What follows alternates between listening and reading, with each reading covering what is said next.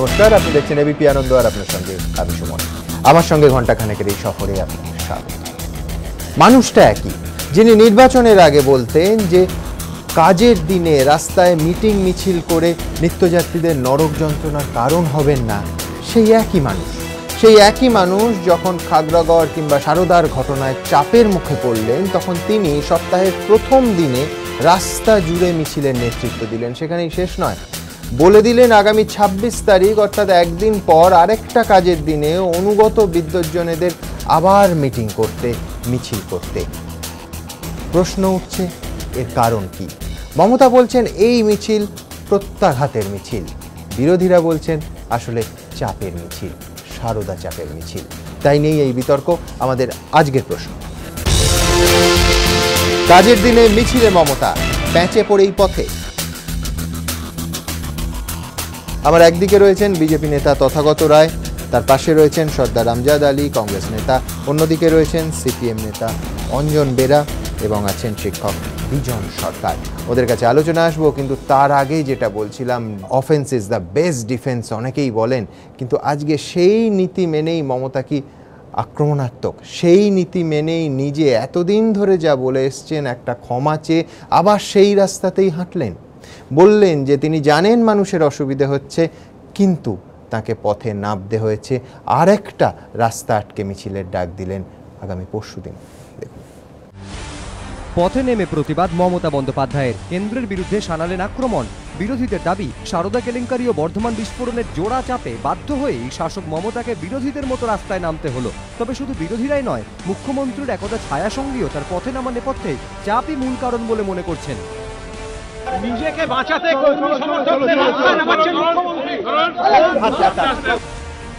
বিরোধীরা কটাক্ষ করে বলছেন এ চাপ প্রবল চাপ। নইলে যিনি কিনা ক্ষমতায় আসার পর কার্যত অঙ্গীকারের ঢঙে বলেছিলেন রাজ্যের উন্নয়নের স্বার্থে কাজের দিনে রাস্তা আটকে মিটিং মিছিল করবেন না, এমন কিছু করবেন না যার জেরে পথে বেরিয়ে অসুবিধায় পড়তে হয় সাধারণ মানুষকে, তিনিই কিনা আজ রাস্তায়। 4টে লোক রাস্তা অবরোধ করবে আর 4 লক্ষ লোক বাসে বসে থাকবে। তার বাড়ির লোক ট্রিটমেন্ট করতে যেতে পারবে না, কলেজে পড়তে যেতে পারবে না। এই বেয়াদবি বরদাস্ত করা হবে না। শুধু এদিন পথে নামাই নয়, প্রয়োজনে ফের পথ যন্ত্রণার আগাম সতর্কবার্তাও দিয়ে রাখলেন মুখ্যমন্ত্রী। রাস্তা ক্লোজ হয়ে আছে, অনেক লোক, পুরো এলাকাটা বন্ধ আছে, পুরো লোকজনের জন্য আমি ক্ষমা চেয়ে নিচ্ছি আপনাদের কাছে। বিশ্বাস করুন, লোককে ডিস্টার্ব করে মিছিল মিটিং করি না, কিন্তু একটা করতে বাধ্য হয়েছি, আবার প্রয়োজন হলে আবার করব। শুধু নিজেই রাস্তায় নেমে ক্ষান্ত হলেন না মুখ্যমন্ত্রী, বিদ্যুৎজনেদেরও নির্দেশ দিলেন পথে নামার। আমি অনুরোধ করব, আমার নাট্যকার বন্ধুরা, সাহিত্যিক, শিল্পী, সঙ্গীত থেকে শুরু করে খেলোয়াড় থেকে শুরু করে আপনারা মিটিং করুন। আগামী 26 তারিখে দরকার হলে আপনারা একটা মিটিং করুন। বিরোধীদের কটাক্ষ, সিঙ্গুর নন্দীগ্রামে যারা নামতেন নিজেদের উদ্যোগে, এখন তাদেরই নির্দেশ দিয়ে নামাতে হচ্ছে। এই না হলে পরিবর্তন? সেই সঙ্গে শাসকের এভাবে রাস্তায় নামাকেও কটাক্ষ করছে বিরোধীরা। যে কটা অ্যাকমপ্লিশমেন্ট তাদের ছিল, সব কিছু খুইয়ে আজকে কিন্তু মানে নৈতিকভাবে এবং যদি মানবিকতার দিক থেকে বলেন, তাহলে টিএমসি কিন্তু এখন সত্যিই রাস্তায় নেমে এসছে। কিন্তু কেন শাসক মমতা বন্দ্যোপাধ্যায়কে ফিরে যেতে হলো তার বিরোধী নেত্রীর ভূমিকায়? কেন নিজের উন্নয়নের অঙ্গীকার থেকে 180 ডিগ্রি ঘুরে যেতে হলো তাকে? রাজনৈতিক পর্যবেক্ষকদের একাংশের মতে এর নেপথ্যে রয়েছে সারদার চাপ। এই পরিস্থিতিতে দলীয় কর্মীদের মনোবল ধরে রাখতে বাধ্য হয়ে ফের বিরোধীর মতো পথে নামতে হলো শাসক মমতা বন্দ্যোপাধ্যায়কে। বিজেন্দ্র সিংহ ও অর্ণব মুখোপাধ্যায়, এবিপি আনন্দ। তথাগত অনেকে বলছেন ব্যাক টু স্কোয়ার ওয়ান, যে বিরোধী মমতা বিরোধী আন্দোলন করে শাসক হলেন, আবার তিনি বিরোধী নেত্রী হয়ে গেছেন এবং শাসকের ন্যূনতম দায়িত্ব কর্তব্যটা ভুলেছেন। শাসকের ন্যূনতম দায়িত্ব এবং কর্তব্য মমতা গত 3.5 বছর ধরেই ভুলে বসে আছে।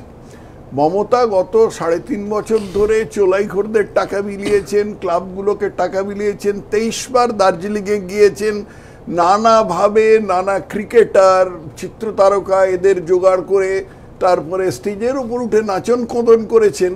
এগুলো অন্তত আমরা মনে করি না যেগুলো মুখ্যমন্ত্রীর কাজ, কিন্তু যেটা কাজ মুখ্যমন্ত্রীর, পশ্চিমবঙ্গের যেটা সবচেয়ে বড় সমস্যা, অর্থাৎ বেকার সমস্যার নিরসন এবং কর্মসৃষ্টি, সেটা মমতা এক পয়সার করতে পারেননি। কিন্তু প্রত্যেকটা ইস্যুতে আমি আপনাকে আলাদা আলাদা করে ইস্যুও দেখাতে পারি, যেটা বলেছিলেন ধরুন দিল্লি সফরে, ঠিক তার উল্টো বলছেন যে হয় নেতাজি ইন্ডোরে নয় আজকে রাস্তায়। মানে আমি বলছি যে ওখানে সর্বভারতীয় চ্যানেলকে ডেকে বললেন যে দাঙ্গা গুরু বলতে তিনি নরেন্দ্র মোদীকে, ভারতবর্ষের প্রধানমন্ত্রীকে মিন করেননি।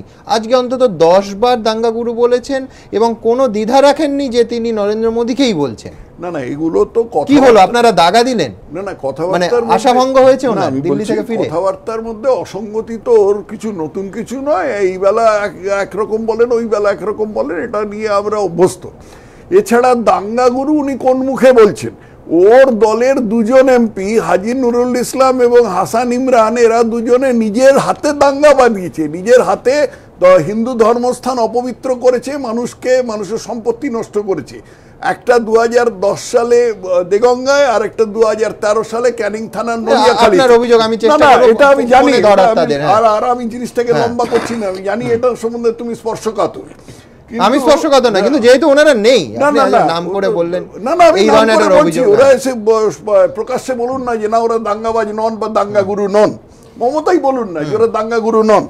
যাই হোক, সেটা ওনারা দাবি করেনি যে ওনারা আমাদের হচ্ছে যে ওর দলে যদি দাঙ্গাগুরু থাকে তাহলে উনি কোন সাহসে দাঙ্গাগুরু বলেন? তাছাড়া উনি তো গতকাল না পরশুদিন উনি দিল্লিতে গেলেন, দিল্লিতে গিয়ে বিজেপির 3 নেতার সঙ্গে দেখা করলেন। তার মধ্যে প্রথম গিয়েছিলেন লালকৃষ্ণ আদবানির কাছে, তার লুকিয়ে লুকিয়ে গিয়েছিলেন। কেন গিয়েছিলেন স্পষ্ট নয়। ওর ধারণা হয়তো ছিল যে লালকৃষ্ণ আদবানির সাথে তো নরেন্দ্র মোদীর মন কষাকষি আছে, উনি বিজেপির ভেতরে আগুন লাগিয়ে দিয়ে আসবেন। বিজেপিটা যে তৃণমূলের মতো দল নয়, এই জিনিসটা ওর হৃদয়ঙ্গম এখনো হয়নি, কোনোদিন হবে কিনা আমি জানি না।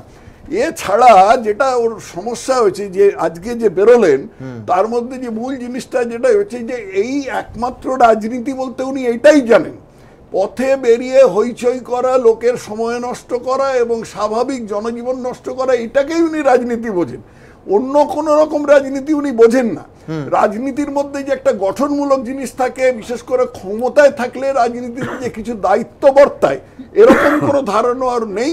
ওর ধারণা যে এই ধরনের রাস্তায় নেমে হইচই করা এবং অশ্লীল অশালীন কথাবার্তা বলা, অত্যন্ত অমহিলা সুলভ অঙ্গভঙ্গি করা, এই জিনিসগুলোই স্বাভাবিক এবং এইটা করলে উনি সস্তা বাহবা পাবেন। বাবু যত, এক সেকেন্ড, বাবু যত বলে পারিষদ দলে কহে তার শতগুণ। আমরা পারিষদ দলদের দেখেছি, একজন পারিষদ বললেন ছেলে ঢুকিয়ে রেপ করিয়ে দেবো, আরেকজন বললেন যে বোম মারুন, আরেকজন জগ ছুঁড়ে মারলেন শিক্ষিকাদের উপরে। এই হচ্ছে দলের চেয়ে।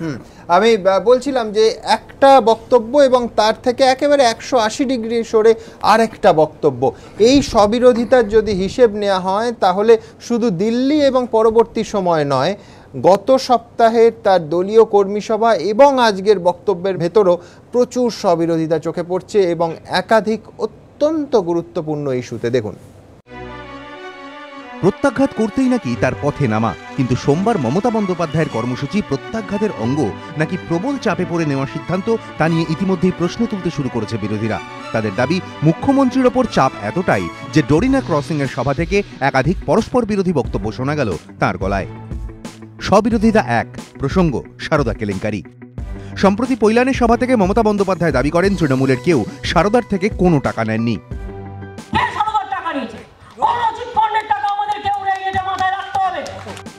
কিন্তু সেই মমতাই সোমবার বললেন, একজন দুজন বাইরে কি করলো তাই নিয়ে আপনি পুরো একটা দলকে আপনি কলুষিত করার চেষ্টা করছেন। বিরোধীদের দাবি, মমতা কার্যত স্বীকার করে নিলেন তার দলের 2-1 হলেও সারদা কেলেঙ্কারির সঙ্গে যুক্ত। তাদের কটাক্ষ, এই তালিকাটা আরও দীর্ঘ হবে। স্ববিরোধিতা 2, প্রসঙ্গ বর্ধমান বিস্ফোরণ। শনিবারই নেতাজি ইন্ডোরের কর্মী সভা থেকে বর্ধমান বিস্ফোরণ প্রসঙ্গে কেন্দ্রের দিকে আঙুল তুলেছিলেন মমতা বন্দ্যোপাধ্যায়। আমি জানি এই চক্রান্ত কারা করে, কারা করতে পারে। Don't forget BJP government, I also work 23 years in Delhi. কিন্তু সেই মমতাই সোমবার বর্ধমান বিস্ফোরণের পান্ডা সাজিদকে গ্রেফতারের কৃতিত্ব নিলেন। তোমাদের এই সবচেয়ে বড় উগ্রপন্থীকে ধরেছে কে? আমাদের রাজ্য পুলিশ ধরেছে, তোমরা ধরোনি, তোমাদের দ্বারা কিচ্ছু হবে না। বিরোধীদের প্রশ্ন, যদি বর্ধমান বিস্ফোরণ কেন্দ্রের ষড়যন্ত্র হয়ে থাকে তাহলে সাজিদকে গ্রেফতারের পর কেন মমতা বন্দ্যোপাধ্যায়ের পুলিশ পর্দাফাঁস করল না? আর এটা যদি জঙ্গি নাশকতামূলক কাজ না হয়ে থাকে তাহলে বর্ধমান চক্রের মূল পান্ডাকে গ্রেফতারের কৃতিত্ব কেন নিতে চাইছেন মুখ্যমন্ত্রী? স্ববিরোধিতা ৩, প্রসঙ্গ রাজনৈতিক সমীকরণ। সম্প্রতি মোদী বিরোধিতা জোরালো করতে প্রয়োজনে বামেদের সঙ্গে যাবার বার্তাও দিয়েছেন মমতা বন্দ্যোপাধ্যায়। ধর্মনিরপেক্ষ জোট কিংবা ফেডারেল ফ্রন্টের আহ্বান তো ছিলই। So it's a platform where they are given the opportunity to be together. That platform against fight the battle against the communalism, I'm there, no problem. আমি নেহেরুজির প্রোগ্রামে অ্যাটেন্ড করতে গিয়েছিলাম, তাই আর বেশি করে বাস দিয়ে টুম্পাইকে গ্রেফতার করতে হবে, একে গ্রেফতার করতে হবে, ওকে গ্রেফতার করতে হবে, হাজারবার যাবো। Secular front federal front meeting করলে একবার নয় লক্ষবার যাবো, কোটিবার যাবো। কিন্তু সারদাকাণ্ডে তৃণমূলের নাম জড়ানোর পর কোনো দল মমতা বন্দ্যোপাধ্যায়ের সঙ্গে যাওয়ার ঝুঁকি নেবে কিনা তা নিয়ে ইতিমধ্যেই রাজনৈতিক মহলে জোরালো প্রশ্ন উঠে গিয়েছে। বামেরাও মমতার জোট বার্তা খারিজ করে দিয়েছে। এই প্রেক্ষাপটেই তৃণমূল নেত্রী সোমবার একলা চলার ডাক দিলেন। আমরা তৃণমূল কংগ্রেস একাই চলবো, মনে রাখবেন। বাংলার শিল্পী, সাহিত্যিক, বুদ্ধিজীবী, আমার খেলোয়াড় থেকে শুরু করে একটা রাস্তার লোক, আমার হকার বেকার থেকে শুরু করে সবাইকে নিয়ে চলবো। রাজনৈতিক মহলের একাংশের বক্তব্য, সারদার কালি গায়ে লাগাতে যে কেউই রাজি নয়। সম্ভবত দিল্লি সফরেই সেটা বুঝে গিয়েছেন মমতা বন্দ্যোপাধ্যায়। আর তাই সেখান থেকে নানা জোটের বার্তা দিলেও তা গ্রহণ করার কেউ নেই দেখে বাধ্য হয়ে একলা চলার রাস্তাতেই ফিরতে হলো তাকে। কৃষ্ণেন্দু অধিকারী ও সঞ্চয়ন মিত্র, এবিপি আনন্দ, কলকাতা।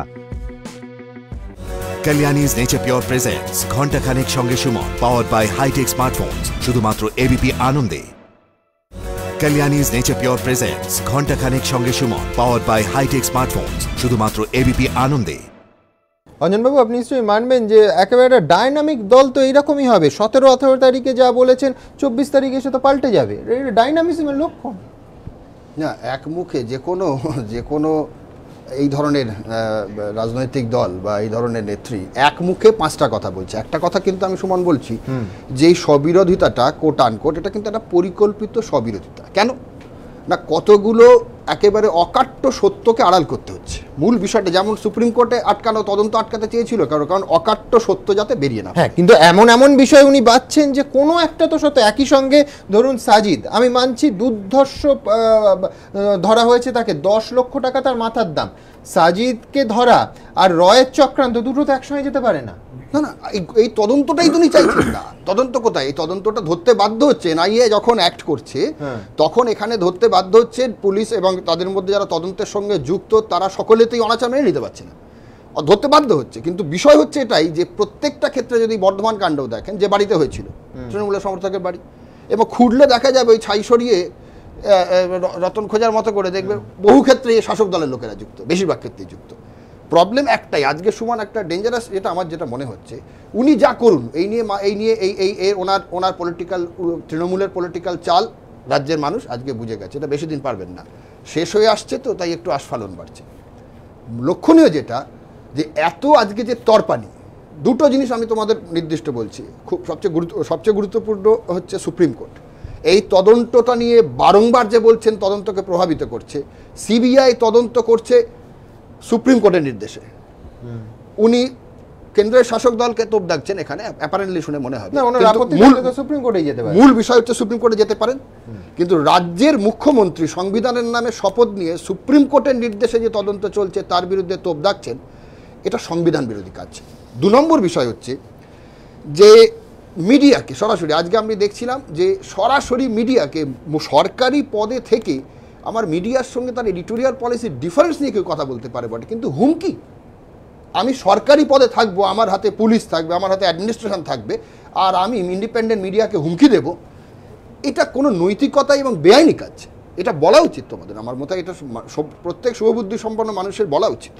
আর একটা বিষয় হচ্ছে, দেখবে এর মধ্যে দিয়ে হতাশ দলীয় কর্মী, এটা অত্যন্ত পরিষ্কার। তুমি যদি কলকাতা থেকে গ্রামাঞ্চল পর্যন্ত যাও, তৃণমূলের সমর্থকরা কিন্তু ডিমোরালাইজড হয়ে যাচ্ছে। তাদের চোখের সামনেই, শোনো, আমি সমর্থন করি না, কিন্তু যে মানুষ, সাধারণ মানুষ তৃণমূলকে সমর্থন করেছে, তারা আজকে প্রতারিত বোধ করছেন। উনি চেষ্টা করছেন কোথায় না, তৃণমূল নেতৃত্ব কর্মীদের উত্তেজিত করছে। কিন্তু এর ফল আমরা দেখেছি আগে, গত এপ্রিল মাসে কি হয়েছে, হয়তো মিডিয়ার বিরুদ্ধে অ্যাডমিনিস্ট্রেশনকে উত্তেজিত করছে। ইউ ক্যান সে ইট না, দুটো মিথ্যে মামলা দিলে তোমাদের প্রমোশন হবে, সেটাই আমি বলছি। কর্মীদের বলছি না, প্রশাসনকে উত্তেজিত করছেন তো আলাদা ব্যাপার, কর্মীদের উত্তেজিত করছেন যাতে তুমি আইনগত যে ব্যবস্থাটা, তো সাংবিধানিক ব্যবস্থা রয়েছে রে বাবা, কোর্টে মামলা চলছে, এখানে তদন্ত করছে, কর্মীদের উত্তেজিত করছে কেন না, রাজনৈতিক প্রতিপক্ষদের যারাই তদন্ত চাইবে তাদেরই যেন ঘায়েল করা হয়। Kalyani's Nature Pure presents Ghanta Khanek Sange Suman powered by High-Tech Smartphones শুধুমাত্র ABP আনন্দে। Kalyani's Nature Pure presents Ghanta Khanek Sange Suman powered by High-Tech Smartphones শুধুমাত্র ABP আনন্দে। আমি অনুরোধ করব তৃণমূল সমর্থক যারা ভোটও দিয়েছিলেন যে নেতাদের দুর্নীতির দায় নেবেন না। কেন নেবেন?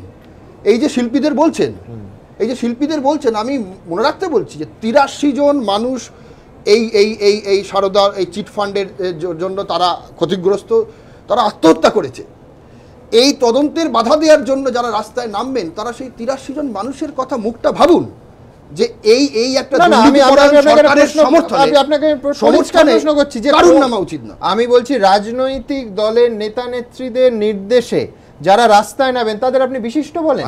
কিছু সভা কবি সভা নাট্যকার নামতে পারেন, কিছু বলা যায় তার বলছি না। আমি লক্ষ্য করুন নন্দীগ্রামের পর যে প্রচন্ড মানুষের ঢল নেমেছিল সাধারণ মানুষ এবং বৃদ্ধজনের, কোন রাজনৈতিক নেতা নেত্রীর নির্দেশে এসেছিল?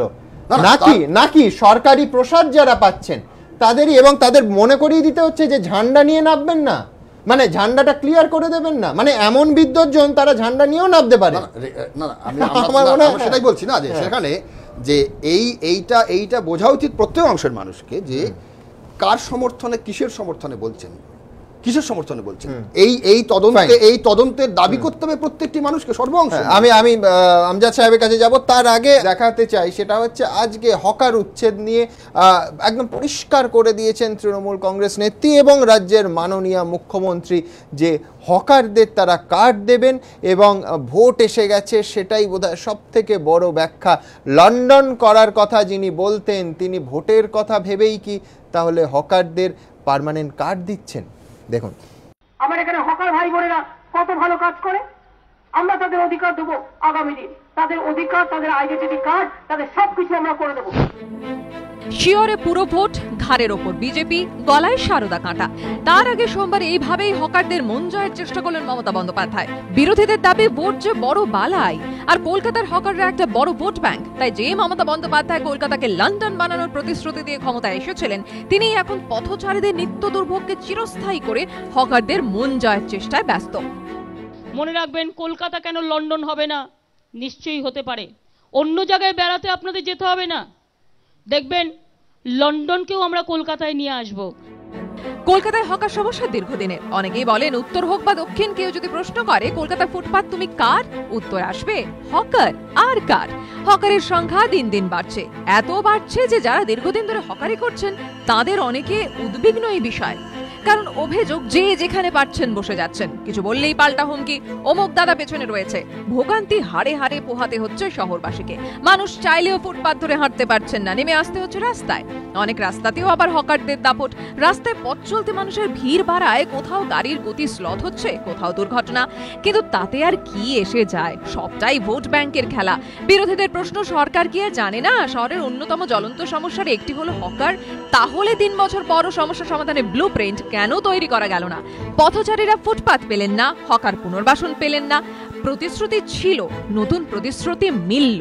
বিরোধীদের দাবি হকার সমস্যা জিয়ে না রাখলে ভোট ব্যাংকের রাজনীতি কি করে করবে তৃণমূল? তাই পুরো ভোট সামনে রেখে হকারদের সামনে ঝোলানো হলো আইডেন্টিটি কার্ডের ললিপপ। কলকাতা লন্ডনও হবে, ফুটপাতে হকারও থাকবে। কটাক্ষ বিরোধীদের। অর্ণব মুখোপাধ্যায় রিপোর্ট, এবিপি আনন্দ। আপনার কাছে যাব যে এই সামনে ভোট, পুরো ভোট, যে ভোটে যদি লোকসভা 14 হিসেবটাও দেখা যায়, 26টাতে 1 নম্বরে বিজেপি, 30টাতে 2 নম্বরে বিজেপি, সেই জন্য কি এই হকার তোষণ নীতি? একদম পরিষ্কার ঘোষণা। না, আমি প্রথম প্রশ্নটা প্রথমে যাই সুমন। প্রত্যাঘাতের জন্য এই মিছিল, কিসের প্রত্যাঘাত? আঘাত যেখানে থাকে সেখানে প্রত্যাঘাত থাকে। রাজ্যের মুখ্যমন্ত্রীর ওপর কোনো ব্যক্তিগত আঘাত এসছে? সরকারের ওপর কোনো? এই প্রথম তার সব থেকে বড় ইমেজ, সততার প্রতীক তিনি, সেখানে আঘাত আসেনি? না, সততার প্রতীক তিনি, তার দলের মধ্যে যদি চোরচামুন্ডা থেকে থাকে, তাকে ঘিরে না, তার দলের মধ্যে যদি চোরচামুন্ডা থেকে থাকে, মানুষকে সন্দেহজনকভাবে যদি গ্রেফতার হয়ে থেকে থাকে, তাহলে দলের দলনেত্রী হিসেবে তার কাজটা কি? আইনের পথে চলবে। তো হাজারবার এই কথাটা শুনেছি তার মুখে। তা আইন তো আইনের পথে চলবে। সুতরাং তার জন্য প্রত্যাঘাতের মিছিল কিসের? আঘাত তো তার উপর কিছু আসেনি। তিনি যেসব ব্যাখ্যা দিচ্ছেন, সেই ব্যাখ্যাগুলো তো আমার মনে হয় না যে বাংলার কোনো মানুষ গ্রহণ করবেন। একজন সামান্য লেখাপড়া জানা মানুষ কিংবা একবারে সম্পূর্ণ নিরক্ষর মানুষ সেও কি বিশ্বাস করবে? নেহেরুর জন্মশতবর্ষে গিয়েছিলাম, সেই জন্যে সিঞ্জয়কে গ্রেপ্তার করা হলো। সিঞ্জয় তো যায়নি, গিয়েছিলেন তো উনি। না, গেছিলেন এবং সেই অসম্পূর্ণ থাকার সময় বেরিয়ে আদবানির সঙ্গে দেখা করলেন, রাতে জেটলি, পরের দিন রাজনাথ সিং। আমি সেটাই বলছি, তার মানে উনি কি করতে গিয়েছিলেন? একুল ওকুল দুকুলি তার যাচ্ছে। এইরকম একটা অবস্থায় তিনি গেলেন। সোনিয়া গান্ধীর সঙ্গে যদি একটু হামকাচান করা যায়, হামকাচান কথাটার খুব একটা ব্যাখ্যা আছে, যদি তার সঙ্গে কিছু করা যায়, উনি বললেন সেখানে মর্যাদা পায়নি। তো সন্ধেবেলা উনি চলে গেলেন কি, সন্ধেবেলার ডিনার করতে লালকৃষ্ণ আদবানির বাড়ি। যে কথা ওটা দুপুরে, রাত্রিবেলা গেলেন অরুণ জেটলি। রাত্রিবেলা গেলেন অরুণ জেটলি, পরের দিন গেলেন আবার রাজনাথ সিংয়ের বাড়ি। তো এই যে তার পথে পথে ঘুরে বেড়ানো, কিসের উদ্দেশ্যে বাংলার মানুষ সেটা বুঝতে চায়। এক, দ্বিতীয় কথা আর একটা এসেছে খাগড়াগড়ের কারণে। আমি নিজে এই ব্যাপারটাকে খুব পরিষ্কার করে বলতে চাই। খাগড়াগড় বর্ধমানের যিনি এসপি, সেই এসপি তো তদন্তে গিয়েছিলেন। এসপি তদন্তে গিয়ে তিনি বললেন না এখানে একটা সামান্য ঘটনা ঘটে গেছে, তার কোনো প্রমাণেরও না। সেখানকার ঘটনা সারা ভারতবর্ষের, বিশ্ব পৃথিবীর মানুষের কাছে ছড়িয়ে গেল তখন, যখন ন্যাশনাল সিকিউরিটি ইনভেস্টিগেশন তারা এলেন, এনএসএ যখন এলেন, তারা একটার পর একটা যেসব প্রমাণ এবং তথ্যগুলো নিয়ে এলেন এবং পরোক্ষভাবে রাজ্যের পুলিশকে দায়ী করে গেছে যে এদের যে তদন্ত, সেই তদন্তের মধ্যে ফাঁক ছিল। এবং শুধু তাই নয়, আমাদের একথা মনে রাখা দরকার যে যখন এনএসএ এবং এনআইএস যখন এখানে তদন্ত করতে এসেছিল, সুমন নিশ্চয়ই তোমার মনে আছে যে বাংলার পুলিশ তাদের সাহায্য করতে যায়নি, তাদের বাধ্য হতে হয়েছিল যে বিএসএফকে নিয়ে আসতে, বিএসএফ এর মহিলাদের পর্যন্ত আনতে, এবং ডসিয়ার বিনিময় হচ্ছে, মানে কোন পর্যায়ে দুই দেশের মধ্যে। কিন্তু পরবর্তীকালে এইটা হয়, এই ঘটনার যে র্যামিফিকেশন এসেছে, সেই র্যামিফিকেশনে কি মনে হচ্ছে?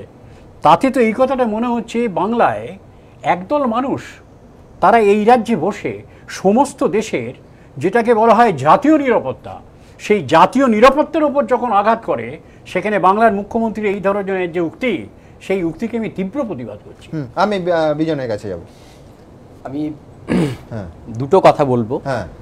তৃণমূল কংগ্রেস যে এই সারদা কেলেঙ্কারির সঙ্গে যুক্ত তা এখনো প্রমাণিত নয়, শুধুমাত্র জিজ্ঞাসাবাদ ধরা হয়েছে, জানার চেষ্টা করা হচ্ছে।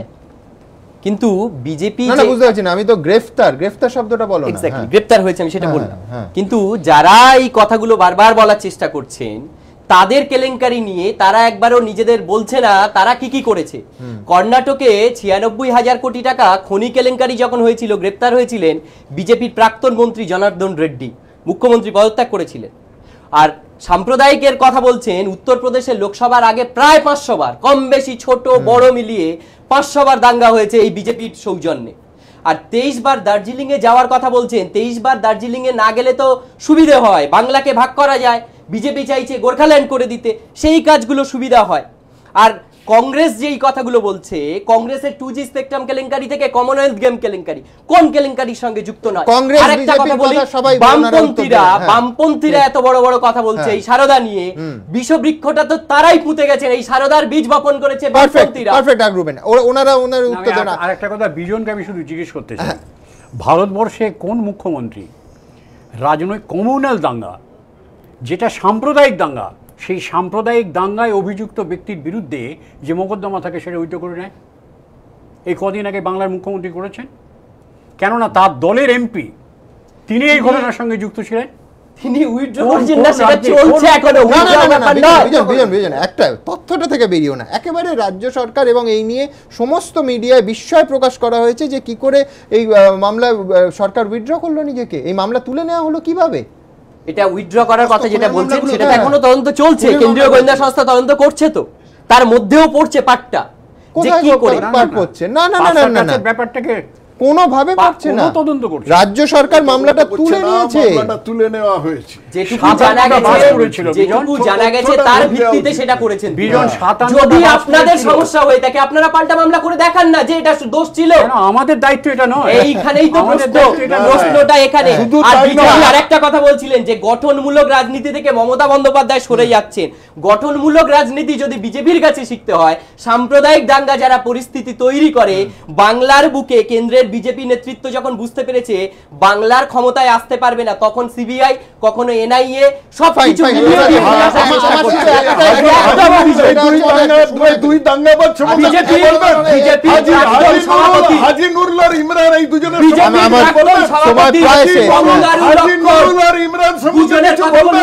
এই দুজনের সম্বন্ধে কিছু বলবেন, এই দুই দাঙ্গাবাজ সম্বন্ধে কিছু বলবেন। বিজেপির প্রাক্তন সভাপতি গঙ্গারু লক্ষণ টাকা নিতে গিয়ে হাতে নাতে ধরা পড়েছিল, সেটা নিয়ে বলুন।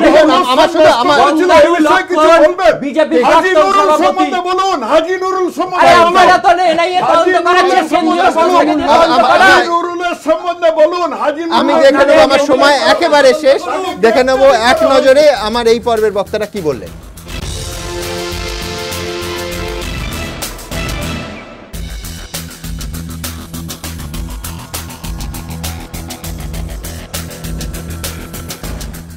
আমাদের ছোট্ট একটা বিরতির সময় হয়ে গেছে। বিরতির পর আমরা আরো গুরুত্বপূর্ণ প্রশ্নে ফিরব নতুন অতিথিদের নিয়ে।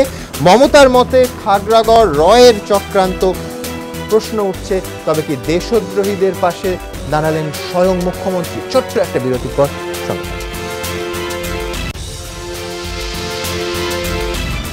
Kalyani's Nature Pure presents Ghanta Khanek Sange Suman, powered by High-Tech Smartphones, শুধুমাত্র এবিপি আনন্দে। Kalyani's Nature Pure presents Ghanta Khanek Sange Suman, powered by High-Tech Smartphones, শুধুমাত্র এবিপি আনন্দে। তার একটা মন্তব্য গোটা দেশকে স্তম্ভিত করে দিয়েছে। ঠিক যে ভাষায় পাক প্রেসিডেন্ট বালুচিস্তানে অশান্তি হলে গোটা ঘটনার দায় চাপিয়ে দেন রয়ের ওপর কোনো তথ্য প্রমাণ ছাড়া, ভারতবর্ষের একজন অঙ্গরাজ্যের মুখ্যমন্ত্রী হয়ে ঠিক সেইভাবে রয়ের চক্রান্ত বললেন খাগড়াগড় কাণ্ডকে। আর এখানেই গোটা দেশ বিস্মিত, আতঙ্কিত এই ভেবে যে এরপর দেশদ্রোহীদের আইনজীবী ঠিক এই বাক্যটা, এই কোটেশনটা নিয়েই জামিনের জন্য আবেদন করবেন না তো? আতঙ্কিত এই ভেবে যে এই একটা বাক্য, একটা মন্তব্য মৌলবাদীদের হাতিয়ার হয়ে উঠবে না তো? সেই নিয়েই আমাদের দ্বিতীয় পর্বের এই বিতর্ক, আমরা আজকের বিষয়। মমতার মতে খাগড়াগড় রয়ের চক্রান্ত, দেশদ্রোহীদের পাশে স্বয়ং মুখ্যমন্ত্রী।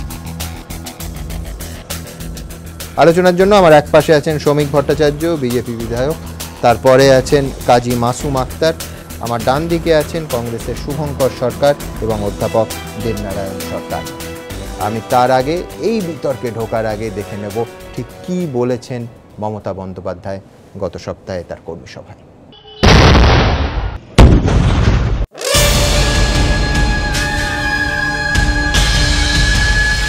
বর্ধমান বিস্ফোরণ কাণ্ডে চক্রান্তে তত্ত্ব খাড়া করতে গিয়ে কেন্দ্রের পাশাপাশি কার্যত কেন্দ্রীয় গোয়েন্দা সংস্থার দিকেই অভিযোগের আঙুল তুলেছেন মমতা বন্দ্যোপাধ্যায়। যদি একটা কেন্দ্রীয় সরকার মনে করে আমি রকে দিয়ে কোথাও একটা বোম লাগিয়ে দিতে পারি, কার করতেই পারে। এই চক্রান্তের বিরুদ্ধে আমি জানি এই চক্রান্ত কারা করে, কারা করতে পারে। Don't forget BJP government, I also work 23 years in Delhi. মুখ্যমন্ত্রীর এহেন কাণ্ড আলোড়ন ফেলে দিয়েছে বিভিন্ন মহলে। অনেকেরই প্রশ্ন, ভারতেরই এক অঙ্গরাজ্যের প্রধান হয়ে, সর্বোপরি একজন ভারতীয় হয়ে কিভাবে দেশেরই গোয়েন্দা সংস্থার দিকে আঙুল তুললেন মমতা বন্দ্যোপাধ্যায়? এমনটা তো পাকিস্তানকে করতে দেখা যায়। করাচিতে বিস্ফোরণ হোক বা ইসলামাবাদে আত্মঘাতী হামলা, সব ক্ষেত্রে ভারতীয় গোয়েন্দা সংস্থা রয়ের হাত দেখতে পায় প্রতিবেশী রাষ্ট্রটি, কিন্তু সে তো পাকিস্তান করে। মমতা বন্দ্যোপাধ্যায় কেন রয়ের দিকে আঙুল তুলবেন? দেশের মুকুটে পালক যে সংস্থা, তাকে কিভাবে কাঠগড়ায় তুললেন তিনি? এটা কি পাকিস্তানের হাতে অস্ত্র তুলে দেওয়ার সমতুল্য নয়? প্রশ্ন নানা মহলে। সেই সঙ্গে তারা এও বলছে, মুখ্যমন্ত্রীর অভিযোগের পর পাকিস্তান তো বলতেই পারে তারা রয়ের বিরুদ্ধে নাশকতামূলক কাজের যে অভিযোগ দীর্ঘদিন ধরে করে আসছে, সেই অভিযোগ যে সত্যি তা প্রমাণিত হচ্ছে, কারণ ভারতের মধ্যে থেকেই এরকম কথা উঠছে। কেন্দ্র এবং রয়ের বিরুদ্ধে মুখ্যমন্ত্রীর অভিযোগ জন্ম দিয়েছে নয়া আশঙ্কার। বিরোধীদের প্রশ্ন, মুখ্যমন্ত্রী কি জানেন না তার এই অভিযোগকে হাতিয়ার করে আদালতে জামিনের পক্ষে সওয়াল করে পার পেয়ে যেতে পারে বর্ধমান কাণ্ডের ধৃতরা? রবিবার এক প্রেস বিবৃতিতে বর্ধমান কাণ্ড প্রসঙ্গে কেন্দ্রীয় অর্থমন্ত্রী অরুণ জেটলি বলেন, পশ্চিমবঙ্গ পুলিশ কিংবা অন্যান্য নিরাপত্তা এজেন্সির কাছে এমন কোনো তথ্য নেই যার থেকে প্রমাণিত হয় বিস্ফোরণ সাজানো ঘটনা। যদি এই ধরনের কোনো তথ্য প্রমাণ না থেকে থাকে, তাহলে মমতা বন্দ্যোপাধ্যায় কেন অভিযোগ করছেন বিস্ফোরণ সাজানো? এই ধরনের অভিযোগ আদতে দোষীদেরই সাহায্য করছে। এই ধরনের মন্তব্য দায়িত্বশীল এবং জাতীয়তাবাদী কোনোটাই নয়। পাশাপাশি বর্ধমান কাণ্ড নিয়ে মুখ্যমন্ত্রীর তত্ত্বকে বড়সড় প্রশ্নের মুখে ফেলে দিয়েছে ঢাকা থেকে বিস্ফোরণ কাণ্ডের মাস্টারমাইন্ড সাজিদের স্ত্রী ফতেমার গ্রেফতারি। খোদ ঢাকা মেট্রোপলিটন পুলিশের দাবি, ফতেমা স্বীকার করেছে সে বর্ধমানে শিমুলিয়া মাদ্রাসায় জঙ্গি প্রশিক্ষণ নিয়েছে। বিরোধীদের বক্তব্য, মাস্টারমাইন্ডের স্ত্রী ধরা পড়ল বাংলাদেশ থেকে, সে প্রশিক্ষণ দিত বর্ধমানে। বিস্ফোরণ কাণ্ডে সন্দেহভাজনদের সিংহভাগই বাংলাদেশের নাগরিক। তা সত্ত্বেও সবকিছু নেপথ্যে কি করে রয়ের চক্রান্ত দেখছেন মমতা বন্দ্যোপাধ্যায়? তবে কি শুধুই রাজনৈতিক কারণেই এই ধরনের মারাত্মক অভিযোগ? প্রশ্ন বিরোধীদের। ABP Ananda. Kalyani's Nature Pure presents Ghanta Khanek Sange Suman, powered by High-Tech Smartphones, শুধুমাত্র এবিপি আনন্দে। Kalyani's Nature Pure presents Ghanta Khanek Sange Suman, powered by High-Tech Smartphones, শুধুমাত্র এবিপি আনন্দে। শ্রমিক, তুমি নিশ্চয়ই মানবে যে মমতা বন্দ্যোপাধ্যায়ের মতো গণতান্ত্রিক সংসদীয় পথে চলা একজন নেত্রী, যিনি প্রকাশ্যে বলছেন যে 23 বছর ধরে তিনি এইটা দেখছেন, তিনি যখন বলছেন যে খাগড়াগড়ে কে অভিযুক্ত করছেন, জড়িত, রয়ের চক্রান্ত, সেটার রাজনৈতিক তাৎপর্য নিঃসন্দেহে অপরিসীম। কিভাবে এই ধাক্কা সামলাবে তোমরা? এ তো পরিষ্কার অভিযোগ যে কে ব্যবহার করে আনস্টেবল করছে সিচুয়েশন বিজেপি সরকার। এটা কোনো ধাক্কা সামলানোর কোনো প্রয়োজন হবে না। মমতা বন্দ্যোপাধ্যায়কে কিছুদিন আগে পর্যন্ত মানুষ ভালোবাসতেন, তার সবাই ভিড় হতো ভালোবাসার ভিড়ে। আজ মমতা বন্দ্যোপাধ্যায়কে বাংলার মানুষ ভয় পাচ্ছেন। মমতা বন্দ্যোপাধ্যায়ের কাছে যারা আছেন তারা ভয়েতে আছেন। তৃণমূল কংগ্রেসকে মানুষ এখন স্পর্শ করতে ভয় পাবে কিছুদিনের মধ্যে, কারণ যে ছোবে তারই কিন্তু অন্তত অনেক কিছুই হয়ে যেতে পারে। আজকে যে বক্তব্য মমতা বন্দ্যোপাধ্যায় রেখেছেন, অরুণ জেটলি তার সম্পর্কে তার একটা স্টেটমেন্ট এসেছে, কিন্তু এটা শুধু দুর্ভাগ্যজনক, হতাশাজনক তো বললে নয়। এই বক্তব্য দেশ বিরোধী বিভিন্ন শক্তিকে উৎসাহিত করবে। এই বক্তব্য যারা পশ্চিমবঙ্গকে একটা জামাতের কারখানা বানানোর চেষ্টা করেছিল, যারা এখানে ফিদায়ে তৈরি করছে, অস্ত্র প্রশিক্ষণ দিচ্ছে, তাদের সমর্থন করবে। এই বক্তব্যের মধ্যে দিয়ে মমতা বন্দ্যোপাধ্যায় নিজের অবস্থানকে, মমতা বন্দ্যোপাধ্যায়ের নিজের ওজনকে, মমতা বন্দ্যোপাধ্যায়ের দীর্ঘদিনের রাজনৈতিক অতীতকে, মমতা বন্দ্যোপাধ্যায়ের দীর্ঘদিনের সংঘর্ষের ইতিহাসকে তিনি শেষ করে ফেললেন। এরপরে তার বক্তব্যের মনে হয় খুব একটা গুরুত্ব দিয়ে কেউ বিচার করবে না। শুধু যদি রাজনীতির কারণে বক্তব্য তিনি দিয়ে থাকেন, শুধুমাত্র সস্তা রাজনৈতিক চটকদারি মেঠো বক্তৃতার কারণে যদি তার এই স্টেটমেন্ট হয়, তাহলে সেটা তাও ভালো। কিন্তু এই স্টেটমেন্ট যদি কোনো কম্পালশনে তিনি দিয়ে থাকেন, কোনো বাধ্যবাধকতার কারণে যদি তিনি দিয়ে থাকেন, তাহলে সেটা তো নিঃসন্দেহে একটা ভয়াবহ ঘটনা, এবং সেটার বিচার দেশের মানুষ করবে, বাংলার মানুষ করবে। কোথা থেকে কিসের চক্রান্ত? গোটা পশ্চিমবঙ্গতে একটা চক্রান্তের গল্প চলছে। আমাদের কাছে তো বিভিন্ন ধরনের খবর আছে। শোনা যাচ্ছে বর্তমানের রাজ্য সরকার কেস সাজাচ্ছে কিছু সংবাদ মাধ্যমের বিরুদ্ধে, তাদের বিভিন্ন ঘটনার মধ্যে জড়িয়ে দেওয়ার জন্য, কিছু বিশেষ বিশেষ হাউসের বিরুদ্ধে। তো শোনা যাচ্ছে সরকারি অফিসারদের নির্দেশ দিচ্ছেন। আবার সরকারি অফিসাররাও চিন্তা করছে, কারণ 2016 সালে কে আসবে কে যাবে অন্য গল্প আছে, ফলে তাদেরও সরকারি চাকরি করতে হবে, তারা এর মধ্যে জড়িয়ে পড়বেন কেন? এগুলো তো সমস্ত কথার কথা, হাওয়ায় ভাসছে। এগুলোর সত্যতা, এগুলোর মধ্যে কতটা যৌক্তিকতা আছে, আদৌ আছে কিনা, সে নিয়ে জনমনে প্রশ্ন থাকতে পারে। কিন্তু শুধুমাত্র একটা রাজ্যের মুখ্যমন্ত্রী, একটা সাংবিধানিক পদে তিনি প্রতিষ্ঠিত, তিনি যুক্তরাষ্ট্রীয় কাঠামোর প্রতি তার যথেষ্ট সম্মান আছে। ফেডারেল পলিটিকে মাথায় রেখে তিনি যেখানে যুক্তফ্রন্টের সরকার তৈরি করবার কথা বলছেন, সেখানে তার এই মন্তব্য শুধু পশ্চিমবঙ্গকে নয়, সারা ভারতবর্ষের যত অঙ্গরাজ্য আছে, সারা ভারতবর্ষের যত রাজনৈতিক দল আছে, সে বিজেপি কট্টর বিরোধী যত রাজনৈতিক দল আছে, তাদেরও স্তম্ভিত করেছে, শঙ্কিত করেছে। আমি মনে করব ভারতের জাতীয় কংগ্রেস, যার গর্ভ থেকে এই অশান্ত শিশু স্তম্ভিত হয়ে গেছে। আমি শুভঙ্কর বাবুর কাছে যাব। শুভঙ্কর বাবু, একেবারে যদি বিজেপির চিরশত্রু কেউ হয়, এক নম্বর রাজনৈতিক আমি ওই কথাই আসছিলাম, 1 নম্বর রাজনৈতিক প্রতিপক্ষ কেউ হয়, সেটা হচ্ছে কংগ্রেস। এই কথায় আমার পরিষ্কার আপনার কাছে জানার ইচ্ছে যে মমতা বন্দ্যোপাধ্যায়ের পাশে দাঁড়াচ্ছেন নাকি কেন্দ্রীয় সরকারি সংস্থা রয়ের পাশে দাঁড়াচ্ছেন? না, দুটো জিনিস খুব গুরুত্বপূর্ণ। সেটা হচ্ছে, আপনারা আমাদের কেন ডেকেছেন? একটি রাজনৈতিক দলের কর্মী হিসেবে আমি এখানে এসেছি, অবশ্যই প্রতিনিধিত্ব করতে, জাতীয়তাবাদী দলের কর্মী হিসেবে। সারা দেশের মানুষ দেখেন যে রাজনৈতিক দল হিসেবে একটা মানুষ যখন কোনো কথা বলেন, কথা রাখেন, তার গুরুত্ব এমনি সাধারণ মানুষ যে কথা বলেন তার থেকে অনেক গুরুত্বপূর্ণ। এবং আপনারা বহুল প্রচলিত চ্যানেলের মাধ্যমে যেটাকে দেখান, আরও মানুষ দেখেন। রাজনীতিতে বিভিন্ন কথা আসে, বিভিন্ন ব্যাখ্যা হয়, কিন্তু রাজনৈতিক দল বিভিন্ন সময় যে আনপার্লামেন্টারি কথাটা প্রচলন শুরু হয়েছে, এই জায়গায় দাঁড়িয়ে আমি মনে করি যে রাজনৈতিকভাবে যে কোনো জিনিস মোকাবেলা করা দরকার দেশের সুরক্ষার প্রশ্নে। আমরা দেশের ভেতরে যে কোনো রাজনৈতিক দল একে অপরকে যাই কথা বলে থাকি না কেন, দেশের সুরক্ষার প্রশ্নে, জাতীয়তাবাদীর প্রশ্নে রাজনৈতিক ব্যক্তিত্ব কিংবা রাজনৈতিক দলকে অনেক বিচক্ষণ কথাবার্তা বলার প্রয়োজন আছে। যেটা আমি মমতা বন্দ্যোপাধ্যায় যে কথাটা বললেন, সেই কথাটায় দেশের সুরক্ষা যেমন একটা গম্ভীর জায়গায় গিয়ে পৌঁছলো, ঠিক তেমনি সঙ্গে সঙ্গে আজকে যেটাকে নিয়ে রাজনীতি করার জায়গায় কংগ্রেস অনেক কমফোর্টেবল জায়গায়। কংগ্রেস এই ধরনের কথা, আমি খুব গর্বিত এই কারণে, কোনো সময় কংগ্রেস ভারতবর্ষের সুরক্ষার প্রশ্নে, ভারতবর্ষের রাজনৈতিক বাতাবরণের প্রশ্নে কোনো সময় এই রকম আনপার্লামেন্টারি কথা বলেনি। আজকে যিনি বর্তমান প্রধানমন্ত্রী, না আনপার্লামেন্টারি তো অন্য কথা, আমি বলছি একদম এই ধরুন যখন UPA-2 সীমান্তে কেউ আক্রমণ করছে, আমাদের দলকে বলা হলো যে আমরা সেই পারফর্ম করতে পারছি না, যেটা দেখা যায় যে এতে উৎসাহিত হয় বাইরের শত্রুরা। আজকে যে কথাটা মমতা বন্দ্যোপাধ্যায় বলেছেন, এই কথাটা সার্বিকভাবে আজকে এসে প্রশ্নের সম্মুখে দাঁড়িয়ে যাচ্ছে। বিভিন্ন লয়ার, বিভিন্ন জঙ্গি সংগঠন, তাদের হয়ে যারা প্লিড করবেন তারা এটাকে রেফারেন্স হিসেবে অনেকে বলছেন জামিন পাওয়ার ক্ষেত্রে ব্যবহৃত হবে। ঠিক তেমনি ভাবে আমি খুব আশাহত হয়েছিলাম যখন ভারতবর্ষের ট্র্যাডিশন অনুযায়ী আমরা অন্যকে সমালোচনা করি, কিছু গালিগালাজও করি বিভিন্ন রকম ভাবে, কিন্তু রাজনৈতিকভাবে যে দৃষ্টিকোণটা ভারতবর্ষের মাটিতে শুরু হয়েছে একে অপরের, যেমন কংগ্রেসের UPA সরকারকে হাঁটাবার খেলায় যখন এটা শুরু হয়েছিল, তার থেকে চলতে চলতে আজ ধরুন CBI নিয়ে বলুন, NIA নিয়ে বলুন, যে যে জিনিসগুলো ঘটছে, এই ঘটাটা কিন্তু কংগ্রেস কোনো সময় কোনো জায়গায় দেশের সুরক্ষার প্রশ্নে, দেশের কংগ্রেস কোনো আপোষ করেনি। আমি দর্শকদের দেখাতে চাইবো যে চক্রান্তের তত্ত্ব এই বাংলায় এবং বাংলার রাজনীতিতে নতুন কিছু নয়, কিন্তু এক্ষেত্রে সারদার ক্ষেত্রে বলুন, বর্ধমান বিস্ফোরণের ক্ষেত্রে বলুন, একাধিক চক্রান্তের তত্ত্ব মমতা বন্দ্যোপাধ্যায় সম্প্রতি তুলে ধরেছেন আমাদের সামনে, এবং সেই একটা তত্ত্বের সঙ্গে আরেকটা তত্ত্ব পরস্পর বিরোধী। এই উদাহরণও কিন্তু একেবারেই চোখের সামনে দেখা যাচ্ছে। দেখুন ক্যামেরা কি বলছে।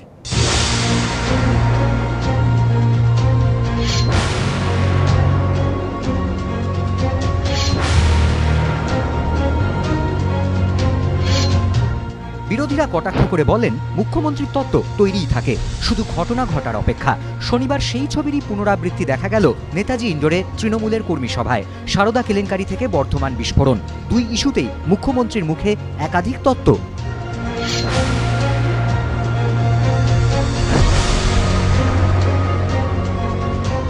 আমি নেহেরুজির প্রোগ্রামে অ্যাটেন্ড করতে গিয়েছিলাম, তাই আরো বেশি করে বাস দিয়ে টুলপাইকে গ্রেফতার করতে হবে, একে গ্রেফতার করতে হবে, ওকে গ্রেফতার করতে হবে, হাজারবার যাব।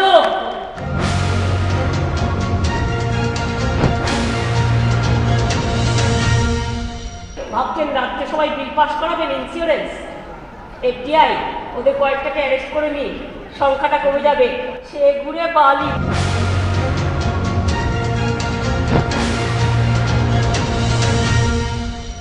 তোমার বর্ডার পেরিয়ে ঢুকে গেল, তুমি ঢুকিয়ে দিলে, তুমি মশলা টসলা নিয়ে ঢুকিয়ে দিলে, আর বল তুমি ছাড়লো, তখন আমার দোষ হয়ে গেল। কেন্দ্রীয় সরকার মনে করে আমি রকে দিয়ে কোথাও একটা বোম লাগিয়ে দিতে পারি, কার করতেই পারে। যত ষড়যন্ত্র তাঁর বিরুদ্ধে। দলীয় কর্মীদের সামনে ষড়যন্ত্রের ব্যাখ্যা দিতে গিয়ে ভাষার উপর নিয়ন্ত্রণও হারিয়ে ফেলেন মমতা বন্দ্যোপাধ্যায়। আমি নেহেরুজির প্রোগ্রামে অ্যাটেন্ড করতে গিয়েছিলাম, তাই আরো বেশি করে বাস দিয়ে টুলপাইকে গ্রেফতার করতে হবে। কত বড় ক্ষমতা, টেলিভিশনে বসে বাইরে থেকে এসছে একজন, সেটা নামই জানে না। I withdraw my word. বিরোধীদের দাবি বেকায়দায় পড়লেই ষড়যন্ত্রের তত্ত্ব খাড়া করে দলীয় কর্মী সমর্থকদের মন ভোলানোর চেষ্টা করেন মমতা বন্দ্যোপাধ্যায়, যাতে সহানুভূতির হাওয়ায় সব দোষ চাপা পড়ে যায়। এবিপি আনন্দ। একই বক্তৃতায় যদি তিনটে বক্তব্য উঠে আসে কাজী সাহেব, কোনটাকে আমাদের ধরা উচিত? একটা রয়ের চক্রান্ত, আরেকটা বিল পাশ করতে অসুবিধা হবে বলে রাজ্যসভার এমপিদের গ্রেফতার করা হচ্ছে, আরেকটা হচ্ছে যে নেহেরুর মঞ্চে গেছিলেন, কংগ্রেসের ডাকে গেছিলেন বলে সাংসদকে গ্রেফতার করা হচ্ছে। কোনটা ধরবে সাধারণ মানুষ? সাধারণ মানুষ বাদ দিন, তৃণমূল সমর্থকরা কোনটা গ্রহণ করবে? দেখুন, বিভ্রান্ত হবার মতো যে বিষয়গুলো সবটাই ওনার কথার মধ্যে আছে। মানুষ বিভ্রান্ত হবে। র মিথ্যাবাদী, NSG মিথ্যাবাদী, INA মিথ্যাবাদী, NIA মিথ্যাবাদী। এরা মিথ্যাবাদী যদি সবাই হয়ে গেল, তার সত্যবাদীটা কে? না, কিন্তু এটা তো কোনো রাজনৈতিক স্লোগান না। যে চারটে নাম আপনি পরপর করলেন, প্রত্যেককে কেন্দ্রীয় সংস্থা এবং এই ভারতবর্ষের সুরক্ষার সঙ্গে ওতপ্রোতভাবে জড়িত সর্বোচ্চ সংস্থা। মানে আমি বলছি এদের দিকে অভিযোগের আঙুল মানে কিন্তু পররাষ্ট্র শক্তি, আভ্যন্তরীণ শক্তি, সমস্ত শক্তি সাম্যের ইকুয়েশন পাল্টে যাবে। এটাই তো সবচেয়ে ভয়ঙ্কর, দেশের প্রতি শ্রদ্ধা ভক্তি যে জায়গাটা আমাদের থাকার কথা সেটাই তো উঠে যাবে। তাহলে দেশে সবকিছু তো ভুল চলছে, তাহলে যা চলছে সবটাই ভুল। যদি এটাই মানুষের কাছে ক্লিয়ার হয়ে যায় তাহলে দেশের প্রতি মায়া, মমতা, প্রেম, প্রীতি, ভালোবাসা কার থাকবে? এই জায়গাটাই তো তৈরি হয়ে গেল। একটা আমার সাথে আমি একটু বলে রাখি, একটু বাইদে ভাই বলছি আর কি, বর্ধমানের যিনি এসপি মির্জা সাহেব, তার সাথে আমার সরাসরি কথা হয়েছে। আমি ওনাকে বলেছিলাম যে আপনি যেটা দেখেছেন, পরবর্তীতে অনেক পরে আর কি, যে আপনি যেটা দেখেছেন আমি কি বুঝেছেন, ওরা ঠিক কারা, উনি পরিষ্কার করে বলেছেন। আমি এখান থেকে বলছি, উনি পরিষ্কার করে বলেছেন, আমি আমার সাথে কয়েকজন ছিল, উনি বলেছেন ওরা জঙ্গি মানসিকতা দ্বারা পরিচালিত, পরিষ্কার, এবং তার মধ্যে ধর্মান্ধতা আছে, ধর্মীয় জঙ্গিবাদ আছে। উনি নিজে স্বীকার করেছেন, পরিষ্কার করে আমার সাথে কথা হয়েছে এটা নিয়ে। তাহলে উনি বলছেন, মির্জা সাহেব বলছেন ওনার না, এবং মির্জা সাহেব কিন্তু আমি আপনাকে তথ্যের দিকে বলি, রাজ্য সরকারকে যে রিপোর্ট দেন একেবারে পরিষ্কার ভাষায় আপনি যেটা বললেন সেটা বলা যে জঙ্গি মডিউল চলছিল। আমি এখানে একটা জাস্ট রেফারেন্স দিই, সেটা হচ্ছে আমি রয়ের কথাটা মেনে নিলাম, মমতা বন্দ্যোপাধ্যায় যে কথা বলছেন।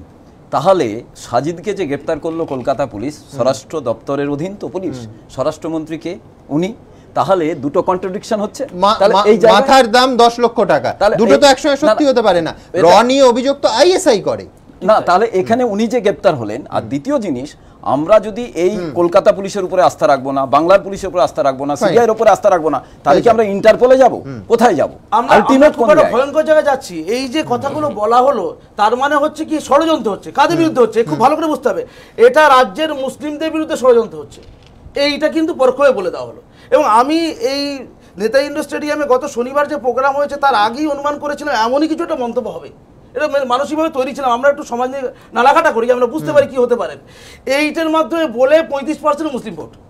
এখন হলোটা কি 35% যে মুসলিম ভোট, এইটা বলতে কি উনি যেটা বলে ফেললেন, যারা এই সমাজে এই খারাপ কাজ কিছু করেছে তাদেরকে দৃষ্টান্তজনক শাস্তি দেওয়ার কথা মুসলিম সমাজের নিরপেক্ষ অংশ, উদার অংশ ভাবছে, তারা বিভ্রান্ত হয়ে গেল।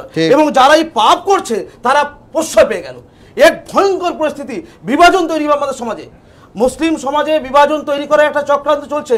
একদিকে রয়েছে ধর্মকেন্দ্রিক কিছু মুসলিম মানুষ, ধর্মকেন্দ্রিক, যাদের ধর্ম ছাড়া কোনো পৃথক সত্তা নেই বলে তারা মনে করে, যারা ধর্মীয় খোলসে নিজেকে গুটিয়ে রাখতে চায়, তারা হয়ে যাচ্ছে মুসলিমদের মুখ। আর যারা এই দেশকে ভালোবাসে, দেশের একজন আম নাগরিক হিসাবে থাকতে চায়, যারা বিশ্ব নাগরিক হিসাবে নিজেকে দেখতে চায়, ধর্মের জাতাকলে যারা থাকতে চায় না, যারা মানুষ পরিচয় থাকতে চায়, তারা কোনটা হয়ে যাচ্ছে, তাদের কথা চলবে না। আর ওই কিছু লোকদেরকে হাতে করে যাদের মধ্যে কিছু ধর্মীয় অবয়ব আছে, তারা কতটা ধর্ম মানে দ্যাটস অ্যানাদার কোশ্চেন, বাট ধর্মীয় একটা মুখোশ আছে, তাদেরকে সামনে এনে অসচেতন মুসলিমদের হাত করে 35% ভোটের জন্য র মিথ্যা, অমুক মিথ্যা, তমুক মিথ্যা বলে দিয়ে যে চক্রান্ত করা হলো, এতে মুসলমান সমাজে সমান্তরাল ভেদরেখা তৈরি হচ্ছে, যা খুব ভয়ঙ্কর। এই রাজনৈতিক খেলা অনেক আগে হয়েছে, আরো ভয়ঙ্করভাবে সেটা হচ্ছে, যা খুব আতঙ্কেরও বটে। এবং এতে যে যে সাম্প্রদায়িক সম্প্রীতির বাতাবরণ পশ্চিমবঙ্গে ছিল, তিল তিল করে তা নষ্ট হচ্ছে। আর এই আচরণে তা আরো বেশি নষ্ট হবে, কেন্দ্রীকরণ হবে, অমুসলিম মুসলিম এই ভেদরেখা তৈরি জায়গা তৈরি হবে, মনে হবে ওয়েলকাম করছে, কিছু মুসলিম ওয়েলকাম করবে, এই কথাকে ওয়েলকাম করলে কিন্তু সমস্যা। একটু বলতে দিন, সাজানো না, আমি একটা কথা বলছি, আপনার প্রথম না আমাকে এটা বলতে দিন। আরে এটা তো ডিবেট, রয়ের চক্রান্ত দেশের নিরাপত্তা নিয়ে ডিবেট হতে পারে, কিন্তু আমি বারবার এর ব্যাকগ্রাউন্ডটা দেখবেন কি বলেছে। তৃণমূলের সঙ্গে উগ্রপন্থী প্রত্যক্ষ সম্পর্ক হচ্ছে, তৃণমূল একটা উগ্রপন্থী দল। এই দলকে এখনই নির্বাচনের যেন করা হয়, মানে নির্বাচন কমিশনের কাছে দাবি করছে তৃণমূলকে একটি উগ্রপন্থী দল হিসেবে গণ্য করুক। What is this? রাহুল সিনহাকে নিশ্চয়ই হোয়াট ইজ দিস? একটা দলকে উগ্রপন্থী বললেন, ইটটা মারলে পাটকেল টিকে যায়। আরে এটা পাটকেল তো বিজেপিকে মারুন না, আমি বলছি নাম্বার 2 বিএসএফ কি করছিল, বিএসএফ রা কি করছিল, পাটকেলটা বিজেপিকে যত খুশি মারুন, দেশকে মারছেন কেন? কি এই সব কাকে বলছেন যে আপনি মার রাজ্যের মুখ্যমন্ত্রী আমি ছেড়ে দেব? আরে তা ওদের নিশ্চয়ই আমি বলছি যে ধর্মীয় বললে হবে, গুণনটা নষ্ট করে বলবেন না, ধৈর্যটা আপনারা একটা দলকে উগ্রপন্থী পশ্চিমবঙ্গে যদি কিছু উগ্রপন্থী থাকতে পারে হতেই পারে। দেবরাম বাবু, আপনি এই কথাটা বলবেন না, বিজেপি আসছে না, বিজেপির উত্থানে পেছনে সরকারের ভূমিকা রয়েছে। উগ্রপন্থী বলবেন না, যদি কেউ থেকে থাকে দ্যাট মাস্ট বি আইডেন্টিফাইড এবং তার জন্য চেষ্টা চলছে। না কিন্তু কিসের ভিত্তিতে তথ্য প্রমাণ দেবে তো? তাকে পুরোপুরি তার নির্বাচনী একে বাইকট করে কি সম্পর্ক? আপনি কি শিমুলিয়া পড়াতেন নাকি? হ্যাঁ, শিমুলিয়া এই জিনিসটা হবে কেন? না এটা হবে কেন? এই ধরনের কথা বলবেন কেন? শিমুলিয়া পড়ান নিতে পারে। এটা মারলে পাটকে আরে বাবা, আপনি বিজেপিকে মারেন না, রাহুল সিনহাকে আক্রমণ করেন না।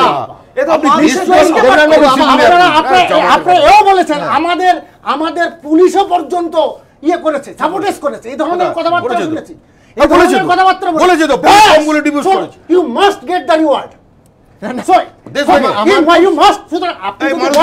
আপনি যদি বলেন you must get the reward, সুতরাং এই কথা বলবেন। বিজেপি একটা দলের নাম, আমি কিছু বলিনি।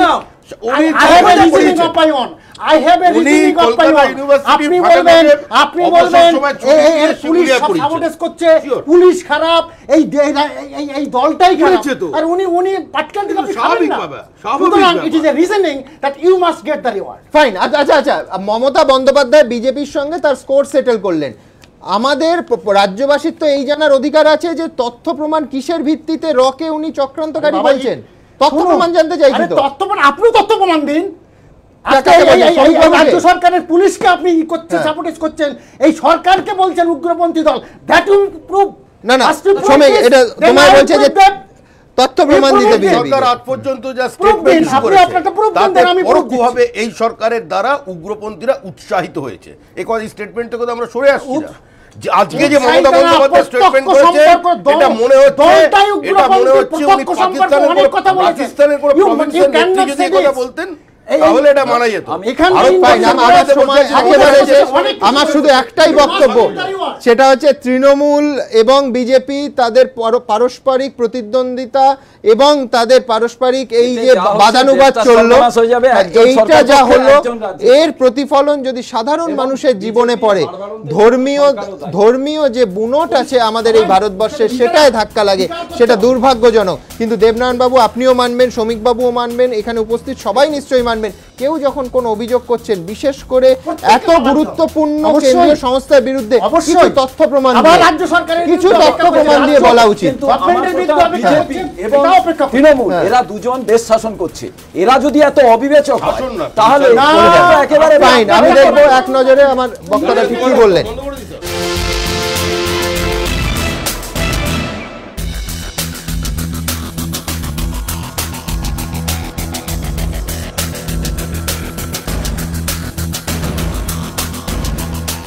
আপনাদের সকলকে অসংখ্য ধন্যবাদ। আবার আপনাদের সঙ্গে দেখা হবে কাল ঠিক রাত ৮টায়। ততক্ষণ অবধি ভালো থাকবেন। শুভরাত্রি।